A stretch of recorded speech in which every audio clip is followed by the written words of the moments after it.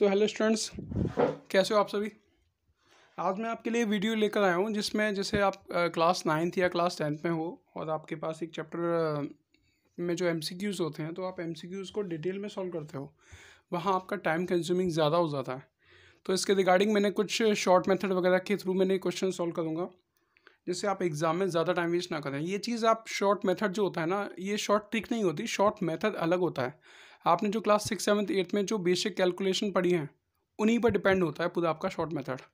अगर आपको ये चीज़ें पता हैं तो आप जल्दी कर सकते हो और कॉन्सेप्ट आपका क्लियर होना चाहिए। कोई भी क्वेश्चन है उसमें कॉन्सेप्ट क्लियर होना ज़रूरी है। अब जैसे कि आपको इसमें नीचे क्वेश्चन नंबर 1 दिखाई दे रहा होगा, ये कुछ स्टूडेंट का भी डाउट थे तो उसके रिगार्डिंग मैंने वीडियोज़ बनाई है। क्वेश्चन है, if the sum of area of 2 square is 468 metre square, if the difference of their perimeter is 24 metre, find the sides of the 2 square. आपको साइड्स फाइंड करनी है। तो एक तो तरीका ये होता है कि आप एक को लेट कर लीजिए, एक साइड उसकी एक्स है तो दूसरी 24 के अकॉर्डिंग आप ड्रॉ मतलब बना लोगे। फिर 24 और उसका एक्स है, यानी कि एक अगर एक एक्स है आपकी, दूसरी 24 प्लस एक्स है आपकी, देन उसका डिफरेंस 24 होगा, उससे आप फाइंड करोगे, काफ़ी बड़ा हो जाएगा क्वाड्रेटिक फॉर्मूला, फिर आपको अप्लाई करना पड़ेगा। अब एक अप्लाई है कि आप डायरेक्टली एलिमिनेशन मेथड यूज़ करो कि मैं ऑप्शन में से चूज़ करूँगी कौन सा ऑप्शन मेरा ठीक होगा। तो मुझे सेकंड कंडीशन उसने दी है, एक तो एरिया का स्क्वायर का सम 468 होना चाहिए और एक सेकंड टर्म है मेरा कि अगर मैं उसके पेरीमीटर का डिफरेंस निकालूं तो 24 होना चाहिए। तो सबसे पहले काम करते हैं कि सबका डिफरेंस चेक कर लेते हैं, डिफरेंस और फिर डिफरेंस का पेरीमीटर क्या हो सकता है। तो अगर मैं जैसे 14 और 18 का यूज़ करता हूँ तो 14 और 18 का अगर मैं डिफरेंस की बात करता हूँ तो डिफरेंस क्या होगा मेरा 18 माइनस 14, यानी कि कितना हो गया 4 हो गया। 18 माइनस 14 करूँगा दैट इज़ 4 मीटर मेरा आएगा। अब 4 मीटर एरिया ऑफ स्क्वायर होता है आपका side square, perimeter of square होता है 4 इंटू साइड। तो यहाँ डिफरेंस कितना आया है 4। तो अगर मैं 4 का मल्टीप्लाई करता हूँ पेरीमीटर चेक करने के लिए, डिफरेंस पेरीमीटर का फाइंड करने के लिए आप क्या करते हो 4 इंटू साइड, यानी कि 4 इंटू 18, फिर 4 इंटू 14 मीटर, फिर दोनों का माइनस करोगे तब चेक करोगे। इससे अच्छा माइनस चेक कर लो। 18 माइनस 14 यानी कि 4 मीटर आ गया। अब मुझे पेरीमीटर चेक करना है, इसका पेरीमीटर क्या होगा, तो इसमें मल्टीप्लाई बाई 4 करूँगा क्योंकि पेरीमीटर ऑफ स्क्वायर होता है 4 इंटू साइड। तो डिफरेंस मेरा 4 से 16 आ रहा है, लेकिन क्वेश्चन के अकॉर्डिंग मुझे क्या दिया है 24 दिया है। तो ये मेरा पहला ऑप्शन क्या हो गया, गलत हो गया। ऑप्शन बी चेक कर लेते हैं, दोनों का डिफरेंस क्या होगा 1 होगा। 1 अब मैं पेरीमीटर चेक करना चाहता हूँ तो 4 का मल्टीप्लाई करूँगा यानी कि 4 आएगा, लेकिन आंसर में क्या दिया 24, यानी कि ये भी ऑप्शन क्या हो गया आपका गलत हो गया। सी ऑप्शन है आपका 18 और ये 12, अगर मैं इनका डिफरेंस करता हूँ तो ये मुझे मिलेगा 6 मीटर। ठीक है, 6 मीटर हो गया। अगर इसमें 4 का मल्टीप्लाई करूँ तो 4 6 24, हाँ ये बन रहा है मेरा। अभी देखते हैं आगे 14 और 13 इन दोनों का जो डिफरेंस है वो मुझे 1 मिलेगा। 1 का मल्टीप्लाई मैं 4 में करूँगा तो मुझे आंसर क्या मिलेगा 4 मिलेगा, लेकिन आंसर 24 है जो कि मेरा सी ऑप्शन में सही आ गया। ठीक है, आप ऐसे करके एग्जाम में जल्दी क्वेश्चन कर सकते हो। Now question number 2 is the number of terms of an AP 3, 7, 11, 15, और आपको number of sum of total term जो दिए हैं, जितने आपके टर्म्स हैं उसमें 406 दिया है। आपसे क्वेश्चन में पूछा है कि नंबर ऑफ टर्म्स कितने होंगे जहां आपका सम उन टर्म्स का 406 होगा। तो एक तो मेथड होता है, फॉर्मूला अप्लाई करो n/2 ब्रैकेट में 2a plus n-1 into D. ए की वैल्यू फाइंड कर दो, डी की वैल्यू फाइंड कर दो, पुट कर दो उसमें और फिर पूरा का पूरा निकालो आप। तो काफ़ी लेंदी हो जाएगा। एक कॉमन सी काम करते हैं, ये सारे ऑप्शन को पुट करके देखते हैं इसमें। तो ठीक है, पुट कर लेते हैं। अगर मैं इसमें 5 पुट करता हूँ तो ये होगा मेरा 5/2 इज इक्वल टू जो भी मेरा n2a plus n-1 into D होगा। अब मेरा सम क्या दिया हुआ है 406। तो अगर मैं इसके इक्वल टू 406 रखता हूँ तो पहले मैं ये चेक करूँ क्या ये 5 से पूरा नंबर डिविजिबल है या नहीं है। चेक कर लेता हूँ क्या ये 5 से डिविजिबल नहीं होगा, क्योंकि यूनिट डिजिट मेरी ना तो 0 है ना 5 है, यानी कि ए ऑप्शन क्या हो गया गलत हो गया। बी ऑप्शन चेक करते हैं, ये 10 है मेरा। अगर मैं 10 से डिवाइड करूँगा इसको तो 10 से डिविजिबल भी नहीं है ये, क्योंकि 10 से डिवाइड करूँगा तो 14.6 आएगा, वो गलत हो जाएगा 40.6। तो ये भी ऑप्शन मेरा गलत हो गया। सी ऑप्शन है मेरा 12 से डिवाइड कर लेते हैं। तो 12 से अगर मैं डिवाइड करता हूँ उसे तो 12 4 जा 48, 12 3 36, 12 3 36 माइनस किया 4 और 6, ये 12 से डिविजल नहीं होगा क्योंकि 12 की टेबल में 46 नहीं आता, तो ये भी मेरा गलत हो गया। अब मैं 14 से चेक कर लेता हूँ, तो 406 को डिवाइड करता हूँ 14 से, तो 14 2 जा 28, रिमाइंडर इज 2 और यहाँ 1 6 14 9 से 126 होता है, यानी कि ये पूरा पूरा डिवाइड होता है 14 से, क्योंकि मेरा फॉर्मूला होता है n/2 और n की वैल्यू मैंने 14 पुट की है, जो 14 से उसके सम को पूरा पूरा डिवाइड कर रहा है, यानी कि मेरा आंसर ऑप्शन नंबर डी हो जाएगा। आप पूरा सॉल्व मत करो, ऐसे आप सॉल्व करो। Clear? Now question number 3 is, question number 3 क्या है आपके स्क्रीन पर?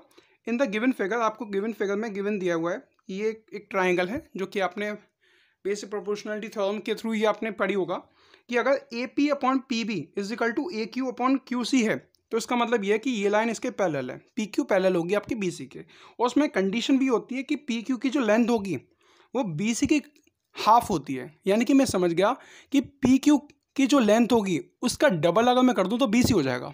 ये चीज़ आपको पता होगा, तो अगर ये डबल कर दूँ यानी कि 4.5 का अगर मैं डबल कर दूँ तो मुझे BC मिल जाएगा। तो ठीक है, तो 4.5 का डबल क्या होता है? 10.5 तो नहीं होता ना, आपका 12 होता, 13.5 भी नहीं होता, 9 आपका आंसर हो जाएगा। आप इस तरीके से क्वेश्चन कर सकते हो। ठीक है, अब नेक्स्ट क्वेश्चन पर मूव करते हैं। नेक्स्ट क्वेश्चन आपकी स्क्रीन पर है, if alpha and beta are the zeros of a polynomial f(x) is equal to px² minus 2x plus 3p, और अल्फा प्लस बीटा की वैल्यू आपको गिवन दी है, अल्फा बीटा है, और आपको फाइंड करनी है p की वैल्यू क्या होगी। देखो, एक तो तरीका अब आपका क्या है कि आप इसे पूरा सॉल्व करो। ठीक है, alpha plus beta minus b upon ये लगाओ, अल्फा बीटा c अपॉन ये लगाओ, फिर आप पूरा करो। आपको एग्जाम में पूरा नहीं करना, ये MCQ है, तो MCQ में डायरेक्टली आपको अप्लाई करना है। अल्फा प्लस बीटा होता है माइनस b अपॉन a और अल्फा बीटा होता है c अपॉन a, यानी कि अगर मैं इस ऊपर वाले को ax² plus bx plus c से कंपेयर करता हूँ, तो यहाँ से मुझे a की वैल्यू क्या मिल जाएगी? p, b की वैल्यू क्या मिल जाएगी मुझे? -2, और c की वैल्यू क्या मिल जाएगी मुझे? 3p। अब मैं डायरेक्टली अप्लाई कर रहा हूँ, a अल्फा प्लस बीटा है माइनस b अपॉन a, तो माइनस b अपॉन यानी कि ये पहले से माइनस है, माइनस b अपॉन यानी कि 2 अपॉन p हो जाएगा, is equal to alpha beta की वैल्यू होती है c अपॉन a, तो c क्या है मेरे पास? 3p अपॉन a कितना है? p, 3p upon p, p से आपका ये p कैंसिल हो गया, तो यहाँ से मैं कह सकता हूँ 2 इज इक्वल टू 3p हो गया, तो p की वैल्यू क्या हो गई आपकी? 2/3। तो आपका ये आंसर है, ऑप्शन चेक कर लीजिए, ऑप्शन बी आपका राइट आंसर होगा। अब आते हैं क्वेश्चन नंबर 5, काफ़ी अच्छे क्वेश्चन जिसमें सबसे ज़्यादा टाइम वेस्ट करते हैं स्टूडेंट। क्वाड्रेटिक इक्वेशन आपके पास होगी और आपसे पूछा होगा वैल्यू ऑफ x फाइंड करो, तो जनरली हम क्या करते हैं? पूरा सॉल्व करते हैं। अगर सॉल्व नहीं होता एग्जाम में, सबसे ज़्यादा मोस्टली स्टूडेंट क्या करते हैं? क्वाड्रेटिक फॉर्मूला लगा देते हैं। क्वाड्रेटिक फॉर्मूला के बाद अगर थोड़ी सी भी मिस्टेक हो गई, फिर दोबारा से आप टाइम वेस्ट कर देते हो वहाँ पर। तो मैंने ये तरीका क्लास में ही बताया कि अगर ऐसे जैसे दिया है आपको, कभी भी सॉल्व दिया है, तो पहले ऐसे क्वाड्रेटिक फॉर्म बना लेते हैं। तो अगर मैं मल्टीप्लाई कर लेता हूँ, यहाँ 1, ये भी 1, तो एक्स का मल्टीप्लाई अगर मैं करता हूँ तो मेरी इक्वेशन होगी 15x² plus 3 is equal to 18x। तो डायरेक्टली कर लेते हैं ऐसे, तो ये हो गया मेरा 15x² minus 18x plus 3 is equal to 0। देखो, अब एक तरीका तो आपके पास ये है कि सर इसमें 3 कॉमन आ रहा है, तो 3 कॉमन लेके राइट हैंड साइड 0 ट्रांसफर कर देते हैं। तो अगर मैं 3 कॉमन ले लेता हूँ तो हो जाएगा 5x² minus 3 6 18x plus 1 is equal to 0। अब देखो, फोकस करना अच्छे से, मैंने क्लास में भी बताया, एक बार और फोकस करना अच्छे से। मुझे दिया है 5x² माइनस 6x प्लस 1, आपको क्या करना है? कॉन्स्टेंट नंबर और जो भी x² y² जो भी है उसका कोफिशिएंट दोनों का मल्टीप्लाई कर दीजिए। जैसे 5 1 5, अब 5 के ऐसे फैक्टर कीजिए कि उसको ऐड करने पर आपको 6 मिल जाए। तो 5 के ऐसे फैक्टर जिसको ऐड करने पर 6 मिल जाए, तो 5 और 1 होगा, 5 और 1 होगा। अगर यहाँ माइनस साइन है तो आपके ये दोनों के दोनों जो आंसर होंगे वो पॉजिटिव होंगे। ठीक है, क्लास में मैंने बताया था आपको। अब आपको क्या करना है? जो x² का कोफिशिएंट है उससे दोनों को डिवाइड कर देना है, दोनों को डिवाइड कर दीजिए उससे। ये ट्रिक नहीं है, मेथड होता है, उस मेथड में हम x के वेरिएबल को यूज़ नहीं करते हैं। यहाँ 5 से 5 कैंसिल हो गया, यानी कि 1 आ गया, और ये 1/5, ऑप्शन 1 और 1/5, ऑप्शन नंबर डी। क्लियर? अब मैंने देखो एक क्वेश्चन और पहले से रेडी रखा है कि सर ये क्वेश्चन हर जगह अप्लाई होते हैं। हाँ, अगर अंडर रूट की वैल्यू है तब भी अप्लाई होते हैं। अगेन मैं अप्लाई करूँगा, तो यहाँ कॉन्स्टेंट 4 है और x उसका कोफिशिएंट 3 है, तो ठीक है, 3 × 4 दैट इज़ 12 हो गया। अब इस कंडीशन में आपका क्या होता है? यहाँ पर आपके साथ अंडर रूट की वैल्यू नहीं थी, कहाँ गया? यहाँ अंडर रूट की वैल्यू नहीं थी। अगर अंडर रूट की वैल्यू होती तो अंडर रूट के अंदर जो नंबर होता है उससे मैं उसके प्रोडक्ट को डिवाइड करता। जैसे यहाँ अंडर रूट की वैल्यू क्या है? 3 दी है, तो 3 का डिवाइड कीजिए 12 में। तो अगर मैं 3 में डिवाइड, यानी कि अंडर रूट के अंदर जो वैल्यू है उससे मैं डिवाइड करूँ, तो 3 से डिवाइड करूँगा 4 मिलेगा मुझे। अब इस 4 के ऐसे फैक्टर करने हैं कि यहाँ कौन सा साइन है? मेरा प्लस है। 4 के ऐसे फैक्टर करने हैं कि मुझे प्लस करके 4 मिल जाए, ये वाला 4 मिल जाए प्लस करके। तो ऐसे 4 एक तो 4 1 जा 4 होता है, एक 2 2 जा 4 होता है, तो 4 और 1 से तो ऐड नहीं आएगा 4 मेरा, 2 और 2 से ऐड आ जाएगा, यानी कि 2 और 2 को ऐड करूँगा तब मुझे 4 मिलेगा। अगेन अगर यहाँ में मेरा माइनस साइन है तो ये माइनस साइन और ये प्लस साइन की वजह से ये दोनों आंसर मेरे पॉजिटिव होंगे। अब क्या करना है, जैसे कि मैंने यहाँ किया था, जो मेरे फैक्टर आ गए उसके बाद एक्स उसका का जो कोफिशिएंट है उससे डिवाइड करना था। तो यहाँ एक्स स्क्वायर का कोफिशिएंट 5 था तो 5 से डिवाइड किया था। यहाँ एक्स स्क्वायर का कोफिशिएंट क्या है 3 है तो 3 से डिवाइड करना है। लेकिन उससे पहले क्या करना है, जो अंडर रूट आपका यहाँ दिया हुआ है ये दोनों साइड आपको अप्लाई कर देना है, √3 और यहाँ √3। क्लियर। अब यहाँ क्या करना है, एक्स स्क्वायर का कोफिशिएंट से डिवाइड कीजिए, यानी कि 3 से डिवाइड कर लेते हैं।